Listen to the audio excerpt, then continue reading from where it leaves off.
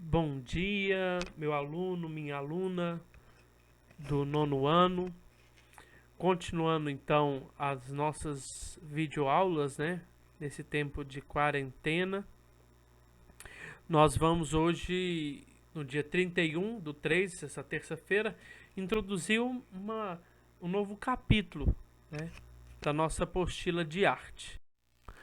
Então, meu aluno, minha aluna, este capítulo vai falar sobre a história de Roma. Nós estamos no capítulo 5 da sua apostila. E eu quis dividir ela em primeira parte e segunda parte. Na primeira parte, que vai ser a aula de hoje, vai ser mais uma contextualização histórica, né? Nós vamos falar um pouco da influência que os romanos tiveram ao produzir arte, tá certo?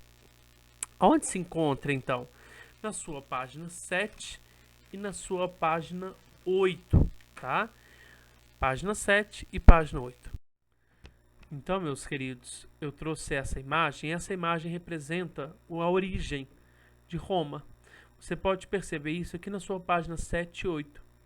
Porque a história de Roma, ela é marcada por uma mitologia, por uma história irracional, né? De que a cidade de Roma foi fundada por Rômulo. Rômulo era irmão gêmeo de Remo, tá? Rômulo era irmão gêmeo de Remo. E aí, essas duas crianças que representam Rômulo e Remo, elas estão amamentados, ou sendo amamentados por uma loba. Mas por que eles estão sendo alimentados por uma loba? Porque o tio deles, né? Então, Rômulo e Remo, na realidade, eles são filhos de uma sacerdotisa, né? E essa sacerdotisa atribuiu a paternidade dessas duas crianças ao deus Marte, ao deus da mitologia romana, deus Marte. E aí, então, um dos tios, né, de Rômulo e Remo descobriu que eles poderiam, né, subir ao trono, ao poder. E aí o que ele faz? Ele joga as crianças no rio Tibre. E aí, a partir desse momento, essas crianças que foram jogadas no rio, elas conseguem ser resgatadas, tá? Eles são resgatados pela própria loba que os amamentou. E eles então vão para uma casa de uma família, na qual essa família então os educa, tá? E aí você pode entender um pouco mais dessa história lendo aqui a sua página 7, acompanhando também o seu vídeo, tá certo? Nesse slide aqui, ele representa então a influência dos etruscos, né? Quem são os etruscos, né? Os etruscos é um povoado, uma região do povo que também vivia, né, nessa região da Grécia, lembrando que a Grécia então dominava até o Império Romano dominar todo o contexto, né? Ou melhor, todo o Império Macedônico, até o Império Macedônico dominar. Então nós sabemos que os etruscos, eles também vão influenciar de alguma maneira a arte romana, tá? A arte romana. E aí, você acompanhando o vídeo, você vai perceber claramente de que maneira, como os etruscos eles influenciaram. Nós sabemos que eles influenciaram na arte através, né, da perspectiva de retratar, né, a busca pelo retrato idêntico da pessoa. E também nós vamos perceber que os etruscos, nas suas construções, nas suas arquiteturas, eles construíam os arcos. E você vai perceber claramente a influência e o uso dos arcos dentro das arquiteturas romanas, tá certo? Agora eu quero que você acompanhe esse vídeo. E esse vídeo ele vai exemplificar toda essa contextualização histórica e exemplificar também as pinturas, né, as arquiteturas, as esculturas.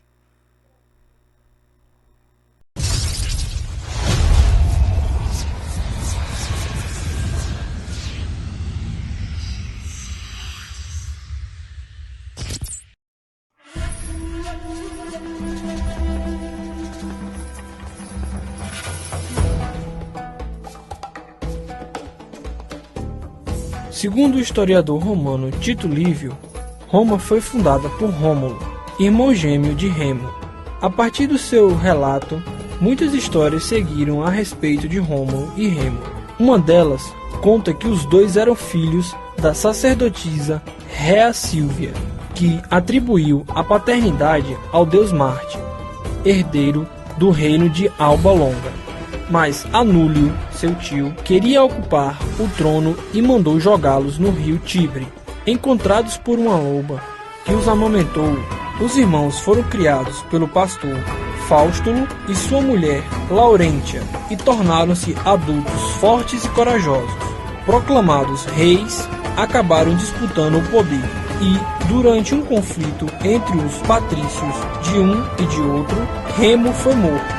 Assim, Rômulo tornou-se o único chefe e a nova cidade foi chamada de Roma.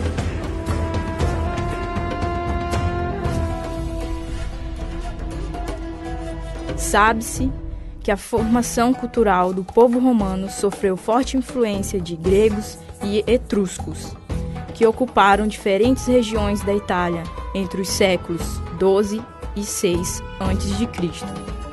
Os romanos receberam dos etruscos a ideia de que a arte deve expressar a realidade vivida. Dos gregos, herdaram a visão de que a arte deve expressar um ideal de beleza. A arte e a capacidade de construção dos romanos revelam um pouco do grande espírito prático. Por toda parte, estabeleceram colônias e construíram casas, templos, termas, arquedutos, mercados e edifícios governamentais.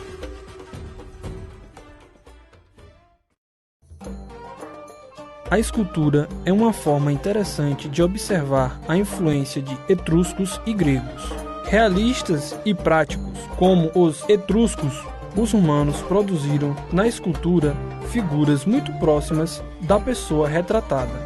Como os gregos, produziram também manifestações em suas obras uma beleza humana ideal. A preocupação dos escultores romanos em representarem figuras de fácil identificação é notada também nos relevos de monumentos comemorativos.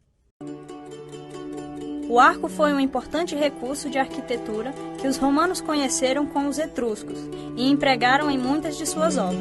Antes de sua invenção, o espaço entre colunas era limitado pelo tamanho da arquitrave, pois, quanto maior ela é, maior é a tensão que recebe. Além disso, a pedra não suporta grandes tensões. Por isso, os templos gregos eram repletos de colunas, o que reduzia o espaço de circulação. O arco permitiu ampliar o vão entre as colunas, pois neles as tensões têm distribuição mais homogênea. O conhecimento dos romanos sobre o arco e sobre a construção de abóbadas possibilitou-lhes criar amplos espaços internos, livres de colunas. O Panteão é o melhor exemplo dessa diferença da arquitetura romana em relação à grega. A grande variedade de deuses existentes em todo o império, esse templo, com sua planta circular fechada por uma cúpula, cria um local isolado do exterior. Era nele que o povo se reunia para o culto. Essa nova concepção arquitetônica do templo, séculos mais tarde, influenciaria a ideia do templo no cristianismo. Com o emprego de arcos e abóbadas, os romanos construíram amplos edifícios, sobretudo anfiteatros, para abrigar muitas pessoas. Os anfiteatros romanos foram importantes também para as lutas dos gladiadores, espetáculo muito popular e que podia ser apreciado de todos os ângulos. O anfiteatro romano possuía um espaço central em forma de elipse, onde se dava o espetáculo. Em volta dele ficava o auditório, composto por um grande número de fileiras de assentos que formavam uma arquibancada. Assim, era o Coliseu, o mais belo dos anfiteatros romanos. Externamente, o edifício era ornamentado por esculturas que ficavam sobre os arcos e por 3 ordens de colunas gregas. Essas colunas eram, na verdade, meias colunas, pois ficavam presas a estruturas das arcadas. Não tinham, portanto, a função de sustentar a construção, mas apenas de ornamentá-la. Erguido no século I a.C., esse aqueduto de 50 km de extensão tinha por fim levar água para Nimes, cidade que hoje pertence à França. A parte mais extraordinária da construção é a ponte sobre o rio Gardon, com 48 metros de altura, 3 ordens de arcos e apoiada em pilares cravados nas rochas. A obra continua de pé até nossos dias, o que prova a qualidade técnica da engenharia romana. Os romanos, porém, não se preocuparam apenas em fazer um aqueduto sólido, que funcionasse por muitos séculos. Procuraram também empregar formas que revelassem beleza. É fácil reconhecer essa beleza nos arcos. As áreas vazadas dão leveza à ponte e contrastam com a solidez e a imponência que uma obra de engenharia do Império Romano deveria ter. A maior parte das pinturas romanas, hoje conhecidas, provém das cidades de Pompeia e Herculano, sorteadas pela erupção do Vesúvio em 79 d.C. As pinturas de Pompeia, cujas ruínas foram descobertas no século XVIII, fazem parte da decoração das paredes internas dos edifícios.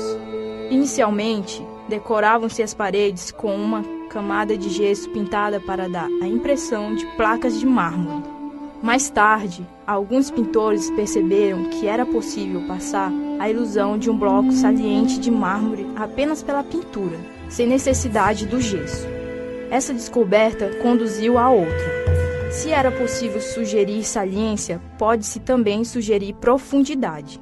Começou-se, então, a pintar painéis que davam a ideia de janelas abertas por onde se viam paisagens com pessoas e animais. Outras vezes, pintavam-se barrados com figuras de pessoas, formando uma grande pintura mural. Os artistas romanos dedicaram-se também à arte do mosaico em mármore. Foram encontrados mosaicos em muitas cidades romanas, mas os de maior valor artístico são os que decoravam os edifícios de Pompeia.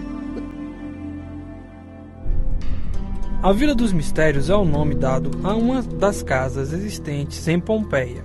Nesta pintura é possível observar a representação de pessoas, cujas figuras têm aproximadamente 1,5 m de altura, em atividades do dia a dia. Sobre um fundo vermelho, as figuras sugerem vida e movimento ao observador.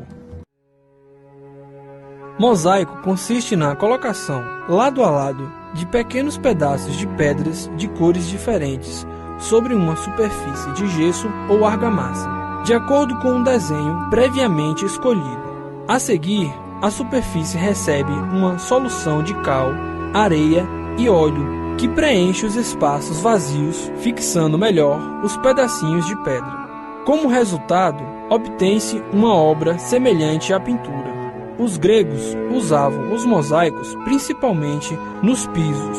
Já os romanos utilizavam em decorações, demonstrando grande habilidade na composição de figuras e no uso de cor. Esse mosaico representa o encontro de dois reis, Alexandre o Grande, da Macedônia, e Dário III, da Pérsia, durante a Batalha de Issos, 333 a.C. Observe o efeito de profundidade conseguido pela distribuição das figuras que compõem a cena.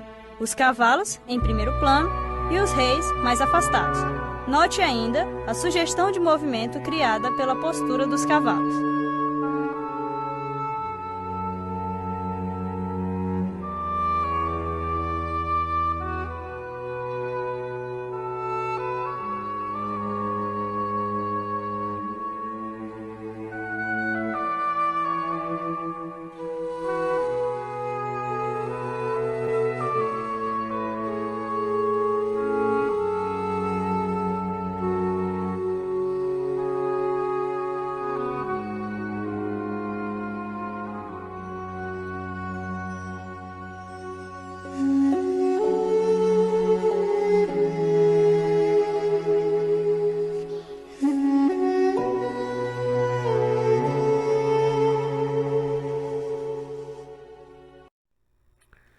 E aí, gostaram do vídeo? Eu achei esse vídeo bem bacana porque ele também contextualiza muito profundamente e exemplifica todas as arquiteturas, pinturas, esculturas romanas. Agora você vai fazer a tarefa da arte romana da parte 1. Então no título da sua tarefa você coloca assim para mim, Arte Romana parte 1. Você vai me entregar numa folha separada como você faz já, como de costume, né? Como é o costume das aulas de arte, copiar as perguntas e responder, e você vai me entregar na próxima aula. A próxima aula, quando a gente, então, se encontrar novamente, tá? São 4 perguntinhas que você encontra tudo na sua página 7 e 8. Desde já, desejo um bom dia, fiquem com Deus e não esqueça, fique em casa. Abraços, tchau!